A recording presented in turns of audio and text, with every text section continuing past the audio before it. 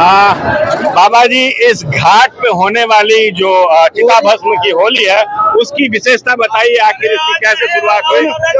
बात बताना, आज रहने दे, आज भी हमेशा परंपरा चली आई है ना। तो इसकी क्या कैसे शुरुआत हुई थी, क्या विशेषता है? तो बाबा कीनाराम की विशेषता है, उनकी बुजुर्गों की विशेषता है, वो जिस परंपरा चली है वो आज तक चली आ रही है। अच्छा, चिता के भस्म से खेलने के पीछे तो हमेशा परंपरा है, तो लगाने से तभी तो होली सिद्ध होती है। जी।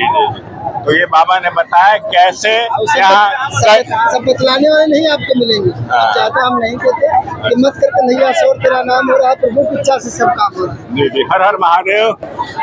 देखा कि बाबा जी ने बताया कैसे चिता भस्म की होली यहाँ कई सौ सैकड़ों सालों से होती आ रही है, इसकी अलग विशेषता है। आइए हम बात करेंगे यहाँ के लोगों से कि उनको कैसा महसूस हो रहा है। और आप देखिए, यही मणिकर्णिका का घाट है और